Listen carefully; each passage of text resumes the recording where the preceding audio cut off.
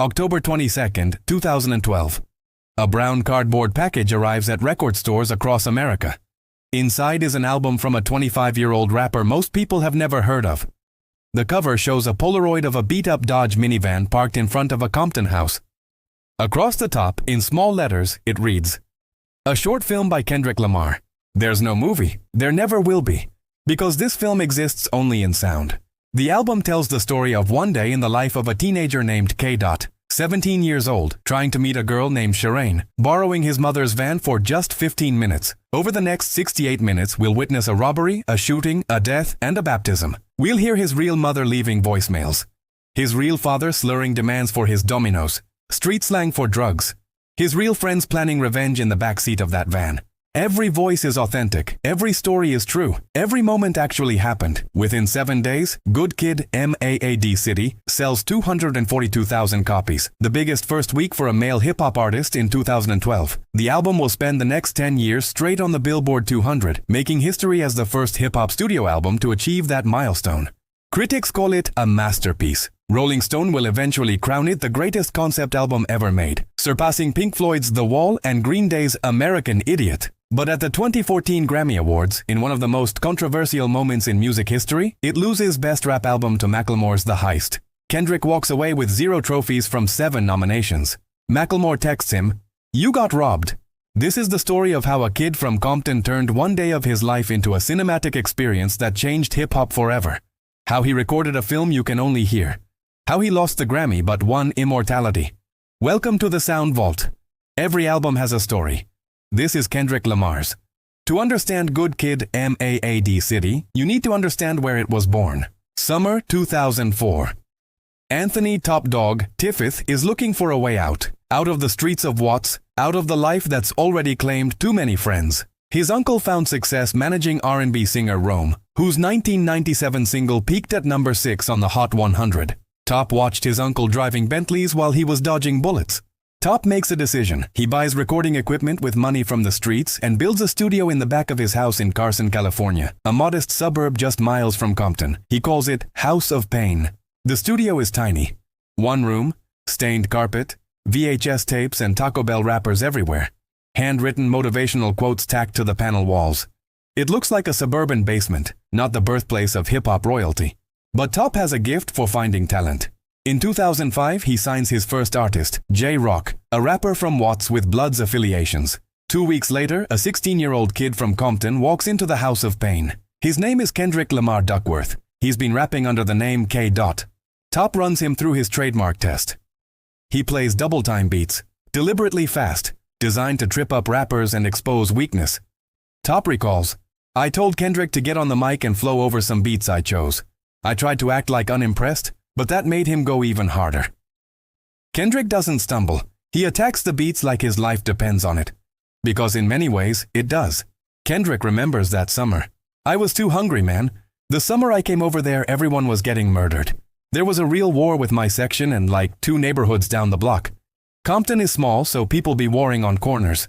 By the grace of God, we found the studio. And Top's studio was free. Free studio time, unlimited hours, no clock running, no interruptions. For a teenager from Compton, this is salvation." Kendrick explains the importance. "You hear about people going to studios and they've got to rush their verses, hurry up before somebody else comes in. I got to actually do a verse, scrap it, do it over and just perfect my whole thing. That gave me the upper hand." Over the next several years, Top builds a roster. In 2007, he signs Ab-Soul from Carson. In 2009, Schoolboy Q from South Central joins, a crip to balance J-Rock's Blood affiliation. The 4 rappers form Black Hippie, a supergroup that becomes legendary in underground circles. But it's Kendrick who shows the most promise. The kid can rap, yes, but he can also write stories. By 2010, Soundwave, a producer and beatmaker who's been with TDE since meeting Punch in 2005, recognizes something special. He remembers the first time he met Kendrick. "This guy had all the local rappers there and I was the only producer. He was like, I got this kid from Compton, he's supposed to be one of the best rappers out there. He comes in, hoodie over his head, didn't talk to nobody, goes straight to the booth and says, 'Throw on a beat.' I play the first beat I had. He rapped for about 45 minutes and killed everybody in that room. He's giving hooks, melodies, rapping bars, he's showing out. I'm like, oh, this is the one." July 2011. Kendrick releases Section 80, his first full-length album. It's independently released through TDE, available only on iTunes. The album is conceptual, following two characters named Tammy and Keisha through the struggles of being young and black in Reagan-era America. Section 80 sells modestly, only about 5,300 copies in its first week, but it catches the attention of someone important. Dr. Dre's Dre hears Kendrick's song Ignorance is Bliss and immediately recognizes greatness. This is the same ear that discovered Eminem, Snoop Dogg, and 50 Cent. Dre knows talent when he hears it. By March 2012, the deal is done. Kendrick Lamar signs to Dr. Dre's Aftermath Entertainment and Interscope Records. It's a joint venture with TDE, meaning Top Dawg maintains creative control while getting major label distribution and resources. For most artists, this would be the moment to make a commercial album. Play it safe. Chase radio hits. Let the major label machine shape your sound. Kendrick does the opposite. Despite now having access to world-class studios and A-list producers, Kendrick tells Hip Hop DX that he doesn't want to work with high-profile producers. He wants the people he knows, the TDE in-house team, his family. Soundwave explains the recording philosophy. Most of the production was tailor-made for Kendrick.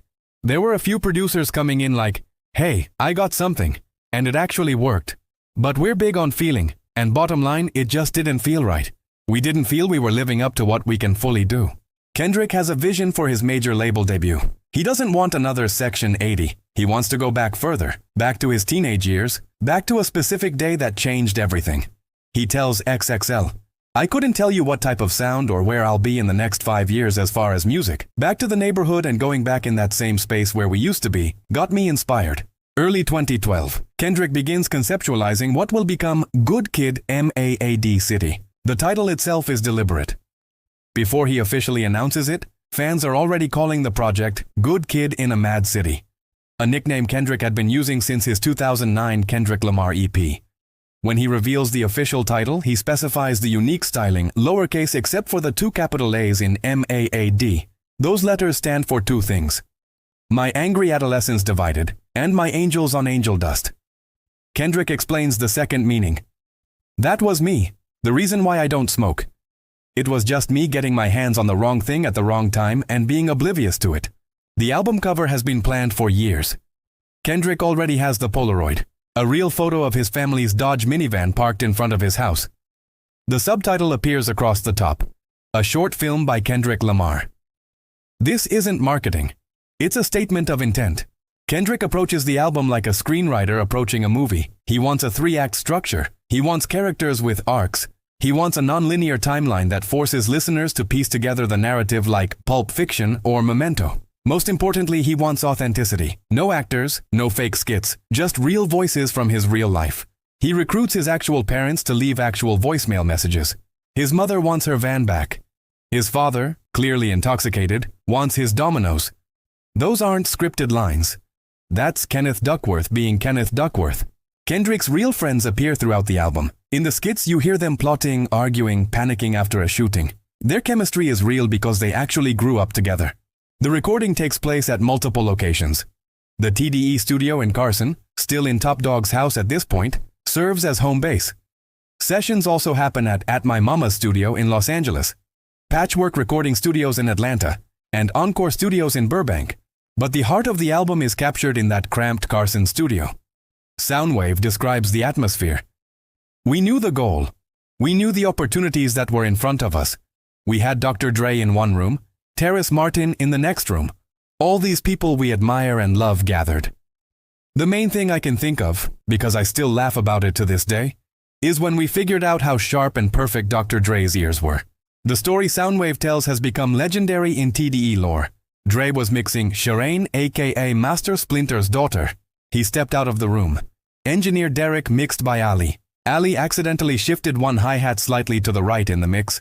Barely perceptible. Soundwave and Kendrick couldn't hear any difference. Dre walks back in. Immediately, who touched something? Everyone looks at each other, confused. No, something sounds completely off. Dre dissects the entire mix and finds that single hi-hat, shifted maybe a few milliseconds to the right. Soundwave recalls, "We were all just blown away. Even the trained ear can't hear that. It was the first time I was like, oh, Dr. Dre doesn't play." That level of perfectionism trickles down to Kendrick. If Dre can spend 4 extra hours getting one sound right, then Kendrick can spend months perfecting his verses. The first song Kendrick records for the album is actually the last track. Compton, featuring Dr. Dre and producer Just Blaze, creates the beat, originally intending it for Dre's long-awaited Detox album. Dre has been piecing the song together for months, trying different artists on different verses. When Kendrick's verse comes in, everything clicks. Just Blaze explains, "We always knew that the record was gonna be about Compton. Even before we made the decision to definitely make it a Dre and Kendrick record. Originally that was for Detox. Dre pieces songs together. He might like a couple of bars of a verse from one person, a couple of bars of a verse from somebody else. The song becomes the album's bookend. Chronologically in the story, Compton happens before Shireen. You can hear Kendrick asking to borrow his mother's van, promising to return in 15 minutes. But sonically it serves as the finale, the credits rolling on the film. Kendrick calls it one of the reasons why it's the perfect song. The history behind that song is incredible. That's the start of my life. That's the start of the positivity that I kept in. The new chapter starts with Compton. Then there's Swimming Pools, Drank, the song that will become Kendrick's commercial breakthrough. The beat has a fascinating origin story. Producer M.A.A.d, a Canadian best known for working with Drake, initially made it for R&B singer Trey Songz, but Trey's team rejected it. M.A.A.d tells DJ Booth, "A lot of people don't know this, but that record started off as a demo for Trey Songz. I had made a beat for Trey Songz, and it ended up getting placed on another record, so they wanted a replacement beat. I put together a new beat that might fit what they were looking for, and I sent it to them. They were reluctant. They were like, nah, this is not exactly what we're looking for. I said, all right, cool." Sometime after Section 80, longtime A&R executive Manny Smith invites M.A.A.d to a studio session with Kendrick. I played him a couple tracks. Swimming Pools was one of them, and he took it, M.A.A.d recalls. He went back and he came up with everything, the whole pour up, drank, all those ideas. The song becomes something remarkable. A party anthem about the dangers of alcoholism. On the surface, with its hypnotic hook, pour up, drank, headshot, drank, it sounds like a celebration. But listen to the verses and you hear Kendrick chronicling his grandfather's death from drinking, the peer pressure he faces, the cycle of addiction. Kendrick explains his relationship with alcohol. "I have little sips on special occasions, but getting all the way out of my mind may not be a good idea. I was brought up around it. I know what happens to my family and certain friends when they get drunk. They get out of their minds, they get violent, and that's in my blood." Swimming Pools becomes a test for listeners. Are they hearing the warning, or just the hook? For Shireen aka Master Splinter's daughter, Kendrick works with production duo Ta Business, producers Dow Jones and Henny. They've been collaborating since 2007, working on J-Rock's music. Dow Jones of Ta Business remembers, "TDE is family. We've been messing with them since like 2007. We actually met Kendrick for the first time when we were working on a song called West Side for J-Rock's album. Kendrick is in Atlanta when Ta Business sends him the beat for Shireen." He recalls, "Immediately I got a vibe where I wanted to talk about a specific girl back when I was growing up. A specific story that leads down the line into the album. These songs, they come naturally for me to write off the experiences I grew up with. It's easy for me to write real stories rather than making up a crazy story. Shireen is real. Not her actual name, Kendrick changed it, but she's a real person from his past. When the album drops, people in Compton know exactly who he's talking about." Kendrick later tells MTV News, "It's funny because it's a weird thing when I go back to the neighborhood and the homies know who I'm talking about. It's a big joke, and I've been hearing things that she's more excited and surprised that I put her in a song more than anything." The song ends with Kendrick arriving at Shireen's house and seeing 2 black hoodies. The scene cuts off abruptly, leaving listeners in suspense. That moment of violence will be revisited later in the album. The genius of Good Kid, Mad City is how Kendrick structures the narrative. The album tells the story of one day, but not in chronological order. Kendrick deliberately fragments the timeline, forcing listeners to piece together what actually happened and when. Here's the actual chronology. The day begins with Compton, the final track on the album. Kendrick asks to borrow his mother's van. He promises to be back in 15 minutes. Next comes Shireen aka Master Splinter's daughter, track 1. Kendrick drives to meet his teenage crush. When he arrives, members of a rival gang jump him. The violence is motivated by nothing more than what neighborhood he's from. After getting jumped, Kendrick meets up with his friends. They want to cheer him up, so they invite him to ride around in backseat freestyle. The song is pure teenage bravado. Kendrick freestyling from the passenger seat while his friends smoke weed and play beats. Then comes The Art of Peer Pressure, perhaps the album's most important song. Kendrick and his friends cruise down Rosecrans Boulevard in Compton. They're hotboxing like George Foreman, the van filled with marijuana smoke. The mood is kinetic, dangerous, aimless. Kendrick raps one of the album's most revealing lines. "I never been violent until I'm with the homies. In their boredom, they commit a crime. They rob a house they've been watching." Kendrick notes that it's his first offense on his record. Money Trees picks up the story with Kendrick reflecting on what just happened. He's processing the violence, the robbery, the reality of his situation. He raps about his uncle being shot at Louis Burger on Rosecrans. The song contains one of the album's central themes. Everybody gon' respect the shooter, but the one in front of the gun lives forever. It's a meditation on martyrdom in gang culture. The person who pulls the trigger gets temporary fame. The person who dies becomes immortal. Poetic Justice features Drake and represents a moment of calm. Kendrick thinking about Shireen, the girl who unwittingly led him into danger. Then comes the violence. At the end of Swimming Pools, Drank, we hear Kendrick's friends plotting revenge for him getting jumped. One friend, Dave, gets shot and killed. Sing About Me, I'm Dying of Thirst, the album's emotional centerpiece, picks up immediately after Dave's death. The 12-minute track is divided into two parts. The first half features Kendrick rapping from three perspectives. First, Dave's brother calls Kendrick to thank him for being there when Dave died. He's planning revenge even though he knows it will only perpetuate the cycle. Before he can finish his message, 3 gunshots ring out. Dave's brother has been killed too. Kendrick explained to Life Plus Times, "That's one of my favorite verses on the album. It's an obvious true story. The craziest part about that verse, and in real life, him saying, if something happens to me before your album drops, just make sure you mention and tell this story in a positive light." And that's exactly what I did, and he definitely passed too. The second perspective comes from the sister of Keisha, a prostitute Kendrick rapped about on his earlier album, Section m.A.A.d. Keisha's sister is angry that Kendrick exposed her sister's story publicly. The third perspective is Kendrick's own, as he processes the violence around him. The second half, I'm Dying of Thirst, features Kendrick and his friends frantically trying to figure out what to do after Dave's death. An elderly woman, another real person from Kendrick's neighborhood, interrupts their grief. She talks to them about God, about baptism, about breaking the cycle. Kendrick credits this moment as the true story of his spiritual awakening. The elderly woman's role is short, but she urges Kendrick and his friends to receive God back into their lives. This is where Kendrick says he actually accepted God. The album ends with Real, a meditation on what it truly means to be authentic. Then Compton closes the loop, bringing us back to the beginning of the day. The entire album, all 12 tracks, chronicles roughly 24 hours. But the way Kendrick sequences it, the story unfolds like a Christopher Nolan film. You have to listen multiple times to understand when everything actually happened. Kendrick explains his Tarantino-inspired approach. "I really didn't want to make it song by song. Each piece I want to trigger certain points where you make a connection, almost like a Pulp Fiction feel. You have to listen to it more times to live with it and breathe with it." The Recipe featuring Dr. Dre drops first on April 3, 2012. It's technically a deluxe edition bonus track, but TDE releases it as a single to start building buzz. The song samples twin sisters Meet the Frownies and serves as Dre passing the torch to his protege. The music video was filmed, but TDE isn't satisfied with the final cut.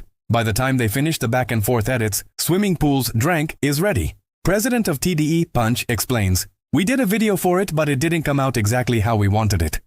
By the time we were going back and forth with the edits, Swimming Pools was ready, so we decided to go ahead with that." Swimming Pools drops on July 31, 2012, with the music video premiering on August 3rd. The video, directed by Jerome D., shows Kendrick floating in suspended space as liquor bottles fly upward and smash into the ceiling, a visual representation of being drunk. The song does something remarkable. It becomes a party anthem while being a cautionary tale. Radio plays it, clubs play it, people sing Pour Up Drank without processing the verses about Kendrick's grandfather drinking himself to death. Within weeks, Swimming Pools enters the Billboard Hot 100 at number 100. It slowly climbs, first to 81, then 71, then 61. By its 10th week, it's at number 55. Week 11, number 32. It eventually peaks at number 17. For an anti-drinking song from an underground rapper, this is unprecedented. In October 2012, just days before the album's release, TDE drops Compton featuring Dr. Dre as a promotional single. The song serves notice. Kendrick isn't just Dr. Dre's protege. He's the heir apparent to West Coast hip-hop. October 22, 2012. Good Kid, M.A.A.D. City arrives. First week sales, 242,000 copies. The highest first-week sales for a male hip-hop artist in 2012.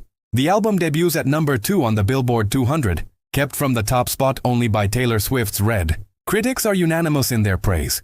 Rolling Stone's Jody Rosen writes that the album warrants a place in that storied lineage of 70s blaxploitation soundtracks and 90s gangsta rap blaxploitation revivals. Pitchfork's Jason Green declares, "The miracle of this album is how it ties straightforward rap thrills to its weighty material and narrative." The Chicago Tribune's Greg Kot applauds Kendrick for giving gangsta tropes a twist, or sometimes upending them completely.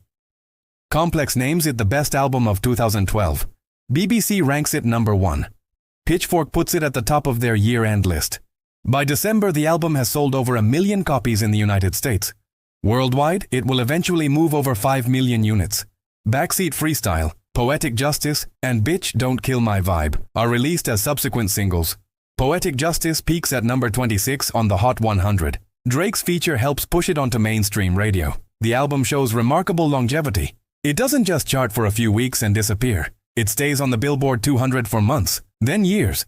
As of 2022, Good Kid, M.A.A.d. City has spent over 500 weeks on the Billboard 200, making it the longest charting hip-hop studio album in history, 10 straight years without falling off the charts.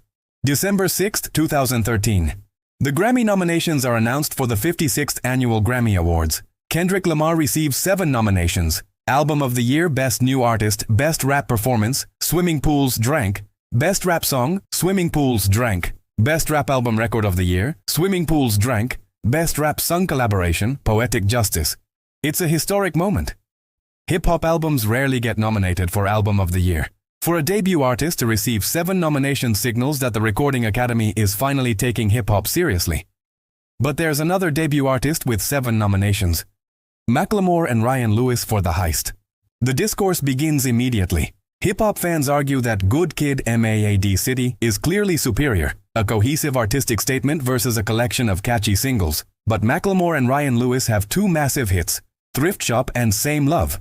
They're all over Top 40 radio. Before the ceremony, Macklemore tells the press, "We're up against Kendrick, who made a phenomenal album. If we win a Grammy for Best Rap Album, hip-hop is going to be heated. In terms of that category, I think it should go to Kendrick." January 26, 2014. The 56th Annual Grammy Awards at the Staples Center in Los Angeles. The rap categories are announced during the pre-show, not the televised ceremony. One by one, Macklemore and Ryan Lewis sweep every category. Best Rap Performance, Macklemore and Ryan Lewis. Best Rap Song, Macklemore and Ryan Lewis. Best Rap Album, Macklemore and Ryan Lewis. Kendrick Lamar, 0. During the main show, Macklemore and Ryan Lewis also win Best New Artist. Final tally, Macklemore and Ryan Lewis, 4 Grammys. Kendrick Lamar, 0. Kendrick's performance at the ceremony, a powerful collaboration with Imagine Dragons on M.A.A.d. City and Radioactive, becomes one of the night's most talked about moments. But when Album of the Year goes to Daft Punk's Random Access Memories, Kendrick goes home empty-handed. After the ceremony, Macklemore posts a screenshot on Instagram of a text message he sent to Kendrick. "You got robbed. I wanted you to win. You should have. It's weird and sucks that I robbed you. I was gonna say that during the speech, then the music started playing during my speech, and I froze. Anyway, you know what it is. Congrats on this year and your music. Appreciate you as an artist and as a friend. Much love." The screenshot goes viral. The reaction is swift and divided. Drake, who was also nominated, tweets, "I was like, you won. Why are you posting your text messages? Just chill. Take your W, and if you feel you didn't deserve it, go get better, make better music. It felt cheap. It didn't feel genuine." Others see Macklemore's text as refreshingly honest acknowledgement of an unjust outcome. The controversy becomes a defining moment in Grammy history. It's seen as evidence of the Recording Academy's bias. white artists winning rap categories over more accomplished black artists. In a 2021 interview with Talib Kweli, Macklemore reflects, "I'm struggling with damn, I got all these Grammys but I robbed Kendrick. That's what the narrative became. And I participated in that narrative by posting that text. That was a rookie mistake. I think my intention was good but my execution was poor." Kendrick characteristically takes the high road. He tells radio host Big Boy, "It was well deserved. He did what he did. He went out and hustled and grinded. Everything happens for a reason. The universe is never wrong. Whatever happened, happened." But privately, Kendrick is motivated. The Grammy loss becomes fuel. He tells Complex, "I wasn't bitter at all. That definitely gave me an ambition to say, okay, I want that trophy." 3 years later, he'll get it. His album To Pimp a Butterfly wins Best Rap Album at the 2016 Grammys. And in 2018, Damn becomes the first hip-hop album to win the Pulitzer Prize for Music, an honor many consider more prestigious than a Grammy. The 2014 Grammy controversy becomes part of Good Kid M.A.A.d. City's legend. The album that was too good to win. The concept album that was too complex for voters who preferred catchy singles. The influence of Good Kid, M.A.A.d City cannot be overstated. Before Kendrick, hip-hop concept albums existed. Outkast's Southern Playalistic Idyllic Music, The Roots' Things Fall Apart, Kanye West's My Beautiful Dark Twisted Fantasy. But none had achieved this level of cinematic storytelling combined with commercial success. Kendrick proved you could make an album that required multiple listens to fully understand and still sell millions. You could tell a non-linear story. You could rap from multiple perspectives. You could make party songs that were secretly warnings. The album's DNA appears everywhere in the 2010s. J. Cole's 2014 Forest Hills Drive, 2014, follows a similar autobiographical concept album structure, chronicling Cole's upbringing in North Carolina with interconnected songs and skits featuring his real mother. Chance the Rapper's Acid Rap, 2013, adopts the conversational skits and Chicago street narrative inspired by Kendrick's Compton storytelling. Logic's Under Pressure, 2014, structures itself as a concept album about his come-up, directly influenced by Kendrick's narrative techniques. Vince Staples' Summertime 06, 2015, tells the story of his teenage years in Long Beach with cinematic scope and dark introspection, a clear descendant of GKMC's Blueprint. Even Drake, who featured on Poetic Justice, shifts toward more introspective, narrative-driven work after witnessing Kendrick's success. The album opens doors for West Coast hip-hop's resurgence. After years of Southern rap and New York dominance, California suddenly matters again. YG releases My Crazy Life, 2014, a Compton gang narrative produced by DJ Mustard. Schoolboy Q drops Oxymoron, 2014, chronicling his life as a Hoover Street Crip. The entire Top Dog Entertainment roster benefits from Kendrick's breakthrough. But beyond hip-hop, Good Kid M.A.A.d. City changes how all genres approach storytelling. Taylor Swift studies the album's narrative structure while making 1989. Beyoncé adopts cinematic visual albums. M.A.A.d, 2016, tells a cohesive story across multiple songs, directly influenced by Kendrick's narrative ambitions. The Weeknd's After Hours, 2020, uses short films, non-linear storytelling, and character-driven narrative, techniques pioneered by Kendrick. Billie Eilish's Happier Than Ever, 2021, constructs a coming-of-age narrative with thematic consistency learned from albums like GKMC. Music critics start treating hip-hop albums like literature. Academic courses at universities like Harvard, Yale, and UC Berkeley add Good Kid M.A.A.d. City to syllabi alongside James Baldwin and Toni Morrison. In 2015, just 3 years after its release, the Library of Congress adds spoken word elements from the album to its archives, recognizing its cultural significance. Rolling Stone's 2020 updated list of 500 greatest albums of all time ranks Good Kid M.A.A.d. City at number 1 of 15, the highest ranking for any hip-hop album released after 2000. By 2022, Rolling Stone declares it the greatest concept album ever made, surpassing classic rock operas and punk rock narratives. Soundwave reflects on the album's legacy. We always knew it was special, but we didn't know it would change the game like this. We just wanted to tell Kendrick's story. Turns out, it was everybody's story. One of the great mysteries of Good Kid, M.A.A.d. City is the promised short film. The album cover explicitly calls it a short film by Kendrick Lamar, but no film ever materialized. In interviews during the album rollout, Kendrick discusses the visual component. He tells MTV, "I actually shot a full-length film around the album. It's gonna come out, probably after the album drops. It's about a 30-minute visual. It goes through the whole album, the whole storyline, and it's really taking it to a new level." Fans wait and wait. The film never arrives. What happened?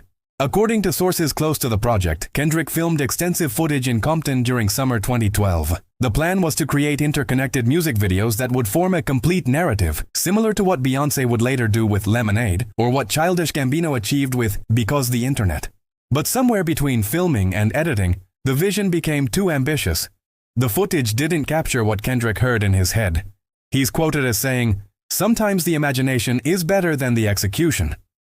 Rather than release something that didn't meet his standards, Kendrick shelved the project. Individual music videos were released: Backseat Freestyle, Swimming Pools, Poetic Justice, Bitch, Don't Kill My Vibe. But the cohesive 30-minute film never saw light. Some fans believe this makes the album more powerful. By not providing visual interpretation, Kendrick forces listeners to create the movie in their own minds. Every listener imagines Shireen differently. Every listener pictures the van ride down Rosecrans their own way. The absence of the film becomes part of the album's mystique. It's a movie you can only see by closing your eyes. Soundwave offers perspective. The music is the film. That's what Kendrick realized. The moment you start showing people what it looks like, you limit what it could be. When people listen to Good Kid, M.A.A.d City, they're not just hearing it, they're seeing it in their minds. That's more powerful than any video we could have made. 10 years after its release, Good Kid, M.A.A.d City receives RIA certification for quintuple platinum, 5 million copies sold in the United States alone. The album has never left the cultural conversation. New listeners discover it every year. High school students write essays about it. College professors teach courses on it. Musicians study it like a textbook. In 2022, for the album's 10th anniversary, streaming numbers surge again. Swimming Pools passes 1 billion streams on Spotify. Poetic Justice crosses 800 million. Even deep cuts like Sing About Me, I'm Dying of Thirst have hundreds of millions of plays. Top Dog reflects on what they created. We knew Kendrick was special, but this? Man, this changed everything. Not just for TDE, but for how people think about rap albums. Before Good Kid, M.A.A.d City, people thought rap albums had to be collections of songs. Kendrick showed them an album could be a book, a movie, a complete story. Dr. Dre, who executive produced the album, tells Billboard, "Working with Kendrick on that album reminded me why I fell in love with hip-hop. He approached it like an artist, not just a rapper. Every word mattered, every sound had purpose. That's rare." Journalist and cultural critic Toure writes in 2022, "Good Kid, M.A.A.d City is the Illmatic of its generation. It's the album that changed the standard. After GKMC, you couldn't just drop 16 tracks and call it an album. Kendrick raised the bar. He made artists think about structure, narrative, purpose. The album's influence extends beyond music. Director Ava DuVernay cites it as inspiration for her film Selma. Playwright Jeremy O. Harris references it in his Tony-nominated play Slave Play. Novelist Colson Whitehead mentions it in interviews about storytelling technique.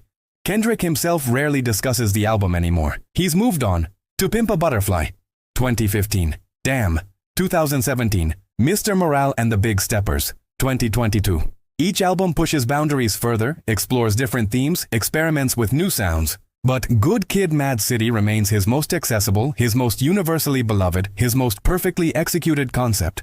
It's the album that proved Kendrick Lamar was more than a rapper. He was a filmmaker working in sound, a novelist working in bars and beats, an artist who understood that sometimes the most powerful images are the ones you create in listeners' minds.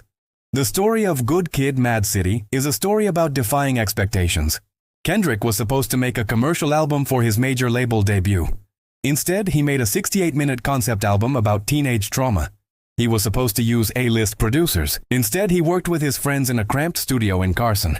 He was supposed to make party music. Instead, he made anti-party anthems disguised as party music. He was supposed to win the Grammy. Instead, he lost to Macklemore. And yet, a decade later, his album is certified classic while The Heist is largely forgotten. Good Kid, M.A.A.d City taught an entire generation of artists that authenticity wins, that personal storytelling resonates more than manufactured hits, that you can make complex, challenging art and still reach millions. The album's final message, delivered by Kendrick's parents at the end of Compton, is simple but profound. His mother tells him to come home. His father tells him he's proud. And somewhere in Compton, a teenage kid who borrowed his mother's van for 15 minutes learned that his story mattered. That one day mattered. That survival was worth documenting. 26 years after Lauryn Hill made The Miseducation of Lauryn Hill in her attic, Kendrick Lamar proved that lightning could strike twice. That a kid from the margins could create something central. That a short film without images could be more vivid than anything Hollywood produces. This has been the Sound Vault. Every album has a story. And Kendrick Lamar's story, told in 68 minutes, structured like a movie, lived over one day in Compton, is one for the ages. The film you can never see. The movie you can only hear. The story that changed everything.